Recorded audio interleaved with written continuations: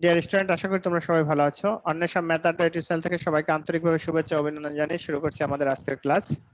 আমাদের আজকের ক্লাস অষ্টম শ্রেণীর বিজ্ঞান 11 অধ্যায়ের লেকচার অর্থাৎ পার্ট, তোমার বইয়ের পার্ট 4 ও 5 নাম্বার।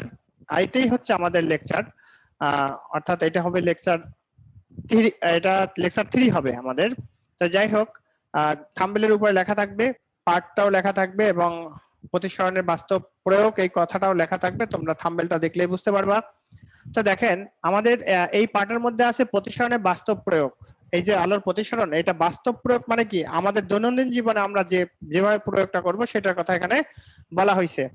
তাহলে এখানে প্রথমে আমরা একটা গ্লাসের মধ্যে পানি নিব, 1/3 বা 4/3, 4 ভাগের 3 ভাগ পানি নেব। পানি নিয়ে একটি সোজা লাঠি কাত করে, এই যে দেখো একটা সোজা লাঠি, এই লাঠিটা কাত করে এভাবে দেওয়া হয়েছে। তা এভাবে দেওয়ার পরে একটি সোজা লাঠি কাত করে পানিতে ডুবালে উপর থেকে তাকালে পানির ভিতরে লাঠির অংশটি কেমন দেখাবে। এখন যদি এই উপর থেকে এখান থেকে যদি তাকাই, তাহলে পানির ভিতরে লাঠিটি কেমন দেখাবে সেটা হচ্ছে এখানে বিষয়। পর্যবেক্ষণ করে দেখা যায় যে লাঠিটি ছোট, মোটা এবং উপরের থেকে দেখা যাচ্ছে বলে মনে হচ্ছে। তাহলে কি হচ্ছে, এই লাঠিটা ছোট এবং মোটা এবং উপরের দিকে দেখা যাচ্ছে, এই অংশটা দেখা যাবে না। এই যে কালো করে দেওয়া আছে এই অংশটা দেখা যাবে, এই অংশটা দেখা যাবে। আসলে প্রতিসরণের ফলে এমন হচ্ছে। চিত্র অনুসারে এখানে ঘনমাধ্যম দেখো, ঘনমাধ্যমে পানি থেকে আলো প্রতিসরিত হয় হালকা মাধ্যমে, মানে তোমার চোখে প্রতিফলিত হবে। অর্থাৎ লাঠিটির নিমজ্জিত অংশের প্রতিটি বিন্দুর উপরে উঠে আসে। লাঠির নিমজ্জিত অংশটা কি করবে, তখন উপরের দিকে উঠে আসবে, ফলে লাঠিটি খানিকটা উপরে দৈর্ঘ্য কম এবং মোটা দেখাবে। এই লাঠিটা খানিকটা উপরে দেখাবে এবং দৈর্ঘ্যটা কম এবং মোটা দেখাবে, কারণ ওই যে এটা আছে কোথায়, পানি মাধ্যমে। পানি মাধ্যম মানে ঘন মাধ্যম। এখানে আলোর বেগটা কি, এখানে আলোর বেগটা হবে, আলোর বেগ কম বায়ু মাধ্যম থেকে। অথবা এইভাবে বলতে পারি যে এই মাধ্যমে অর্থাৎ আলোর প্রতিফলনটা কম হচ্ছে, এ কারণে এটাকে কি দেখাবে, মোটা এবং খাটো দেখাবে। তারপরে হচ্ছে আমাদের 2 নাম্বার একটা বাস্তব প্রয়োগ। অর্থাৎ 2 নম্বরে বাস্তব প্রয়োগ কি, একটি স্টিলের মগ বা চীনামাটির বাটি নাও। একটা স্টিলের মগ বা চীনামাটির বাটি নেবা, নিয়ে এটার মধ্যে একটা পয়সা বা একটা কয়েন, হ্যাঁ, মগের মধ্যে একটা মুদ্রাকে স্থাপন করবা বা যে কোনো একটা কয়েন স্থাপন করবা। সেটা 10 পয়সা হইতে পারে, 5 পয়সা, এখন তো 10 পয়সা 5 পয়সা নাই, অর্থাৎ 1 টাকা হইতে পারে, 2 টাকা হইতে পারে, 5 টাকা হতে পারে, 50 পয়সার মুদ্রাও এখন পাওয়া যায় না। হয়তো ঘরে সংরক্ষিত থাকলে পাওয়া যেতে পারে, কারণ 50 পয়সার এখন আর কোনো কাজেই নাই। আচ্ছা, এরপর দেখো, স্টিলের মগ বা চীনামাটির বাটি নিতে হবে। এরপর মগ বা বাটিটিতে একটি মুদ্রা রাখবো। এই মুদ্রাটা রাখবো এবং তাকাবো এমন ভাবে যেন মুদ্রাটা চোখে না দেখা যায়, অর্থাৎ চোখে দেখতে পারবো না। এখানে রাখলে কি সোজা দিকে তাকাইলে কি চোখে দেখবো না, এমন ভাবে রাখবো। এবার অন্য একজনকে ধীরে ধীরে মগ বা পাত্রে পানি ঢালতে বলতে হবে। এখন এটার মধ্যে আস্তে আস্তে আরেকজনকে পানি ঢালতে বলবো, আর আমি কি করব, তাকাই থাকবো পানি ঢালতে ঢালতে। এখন কি হবে, কেমন হবে বলতে পারবা। এখন যখন আমরা এটার মধ্যে পানি ঢালবে, পানি ঢালার পরে দেখবা কি, আগে দেখা যাইতো না, এখন পয়সাটা, কয়েনটাকে দেখা যাচ্ছে বা মুদ্রাটাকে দেখা যাচ্ছে।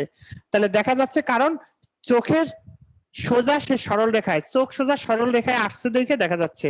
এখন আমাদের মনে হবে এই মুদ্রাটা এখানে চলে আসছে, আসলে না, এই মুদ্রাটার একটা বাস্তব প্রতিবিম্ব এখানে দেখা যাচ্ছে, মানে বাস্তব একটা ছবি দেখা যাচ্ছে, বাট মুদ্রাটা কিন্তু মুদ্রার জায়গায়ই রয়ে গেছে। পর্যবেক্ষণ করে দেখবে আস্তে আস্তে তুমি মুদ্রাটিকে দেখতে পাবে। এটি প্রতিফলনের ফলে সম্ভব হয়েছে। এই প্রতিসরণের ফলে আলো ঘন মাধ্যম থেকে হালকা মাধ্যমে বায়ুতে তোমাদের চোখে প্রতিসরিত হওয়ায় তুমি মুদ্রাটি কি করতে, অবাস্তব প্রতিবিম্ব দেখা যাচ্ছে, মুদ্রাটির অবাস্তব প্রতিবিম্ব দেখা যাচ্ছে। কারণ দেখো, এই যে যখন আমি কয়েনটা রাখছি, এইখান থেকে যখন তাকাবো কোনো কিছু থেকে আলোক রশ্মি যদি আমাদের চোখে যদি প্রতিসরণ না ঘটে বা প্রতিফলন যদি না ঘটে, তাহলে কিন্তু আমরা বস্তুটা দেখতে পারবো না। তাহলে সেই ক্ষেত্রে যখন এখান থেকে মুদ্রা থেকে প্রতিফলনটা হচ্ছে, তখন আমার চোখে দেখা যাচ্ছে না। যখন পানি দিচ্ছি, পানি দিতে দিতে সে এখানে একটা প্রতিবিম্ব গঠন করছে। কোন ধরনের প্রতিবিম্ব, বা অবাস্তব প্রতিবিম্ব গঠন করছে। এই অবাস্তব প্রতিবিম্ব মানে বাস্তব না, বাস্তব হলে তো সেখানে সে উপস্থিত থাকবে। তাহলে কি হলো, এটা জাস্ট একটা অবাস্তব প্রতিবিম্ব এখানে হয়েছে, হওয়ার পরে এটা আমাদের চোখে যখন এটা প্রতিফলিত হচ্ছে তখন আমরা এটা দেখতে পাচ্ছি। এরপরে আছে আরেকটা দৃষ্টান্ত। তুমি কি কখনো মাছ শিকার করেছো? অর্থাৎ মাছ শিকার আমরা যখন গ্রামে ছিলাম ছোটবেলায় বলতে কি যখন এসএসসি বা ইন্টারমিডিয়েট পড়ালেখা করতাম, তখন এই যে এখন তো শ্রাবণ মাস, এই সময়টায় আমাদের জমির যে পানিগুলো এটা ঘোলাটে পরিষ্কার পানি থাকতো না। ভাদ্র আশ্বিন মাসে এই সময় ওই জমির পানি একদম স্বচ্ছ পরিষ্কার থাকতো। তখন আমরা কি করতাম, একটা নৌকায় যেয়ে রাত্রেবেলা নৌকার সামনে একটা লাইট বাইধা রাখতাম, পিছন থেকে একজনের নৌকা চালাইতো আর আরেকজনের সামনে দাঁড়াই থাকতাম, ওইটা যেটা দিয়ে মাছ মারে আর কি। সেই মাছ শিকার করার, দেখো এখানে লেখা আছে, তুমি কি কখনো মাছ শিকার করেছো? সাধারণত মাটিতে পানিতে যে জায়গায় মাছটি দেখা যায় আসলে কি মাছটি ওই জায়গায় থাকে? মোটেই না। আসলে সেই মাছটি আরো দেখো গভীরে মাছটি থাকবে। কোথায়? মাছটি থাকবে আরো দেখা যায়, অর্থাৎ দেখো কোন জায়গায় পড়লো। আসলে যে মাছটি আমরা দেখি সেটি হলো অবাস্তব প্রতিবিম্ব। প্রকৃতপক্ষে মাছ আরো মানে আরেকটু দূরে এবং গভীরে। যদি তুমি টেডা বা কোষ দিয়ে মাছ মারতে যাও তাহলে এটিকে মারতে হবে আরো নিচে, অর্থাৎ মাছটা যেখানে দেখা যাবে আমরা সেখানে মারতে পারবো না। দেখো এই যে ধরো আমরা নৌকা চলছে, এখানে একজন লোক বসা আছে, তাহলে সে এখন এখানে একটা ছবি দেখতে পাচ্ছে, কিসের? একটা মাছ। কারণ আমরা ওই যে পরিষ্কার পানির মধ্যে যখন আলো পড়ে ওইটার নিচে যা থাকে সব দেখা যায়, তাহলে আমরা এখানে দেখতে পাচ্ছি মাছ। এখন এই মাছটা দেখা যাচ্ছে, এখন যদি ওই ট্যাডা কিংবা কোষ দিয়ে এইটার উপরে ফালাই তাহলে কিন্তু মাছটা আমরা মারতে পারবো না। অবশ্যই কি করতে হবে, ওই মাছটা মারার জন্য একটু দূরে এবং নিচে কোষটা ফালাইতে হবে, তাহলে মাছটা আমাদের কোষে শিকার মানে ধরা পড়বে বা কোষে লেগে থাকবে এই মাছটা। কিন্তু তুমি যদি এই জায়গাটায় এখানে যদি ওই ট্যাডাটা কিংবা কোষটা ফালাও তাহলে কিন্তু মাছ মারতে পারবা না, এটা সবসময় নিচে ফালাইতে হবে।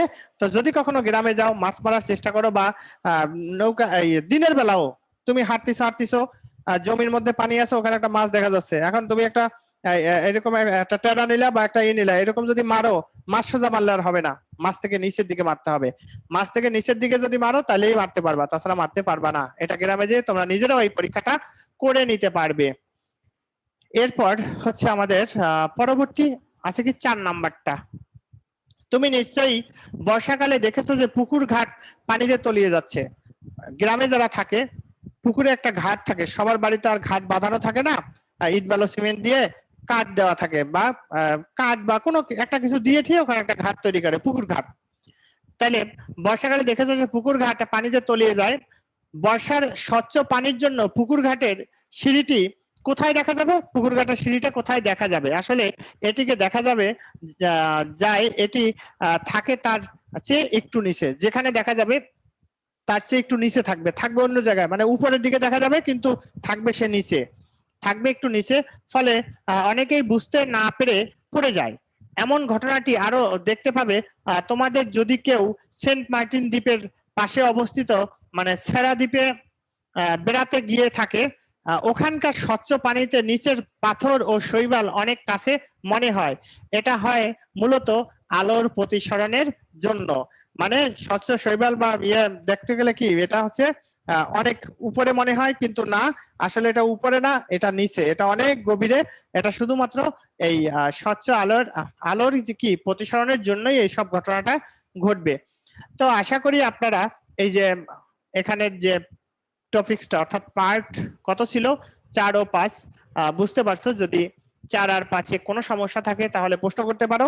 এই দৃষ্টান্তগুলো অন্তত একটা দুইটা দৃষ্টান্ত তোমরা কমপ্লিট করে রাখবা। এটা দৃষ্টান্ত 4 দৃষ্টান্ত 5 এভাবে উল্লেখ করে দেবে না পরীক্ষায়। তোমাকে যে কোনো একটা দুইটা যদি শিখে রাখো পরীক্ষায় যে কোনো প্রশ্ন আসলে তোমরা উত্তর করতে পারবা। তো ডিয়ার স্টুডেন্ট, যদি আমাদের এই ক্লাসগুলো ভালো লাগে তাহলে অবশ্যই আমাদের চ্যানেলের সাথে থাকবা। অন্বেষা ম্যাথ আড্ডা ইউটিউব চ্যানেল থেকে আমি আশিস স্যার আজকে বিদায় নেব। দেখা হবে পরবর্তী কোনো একটা ক্লাসে।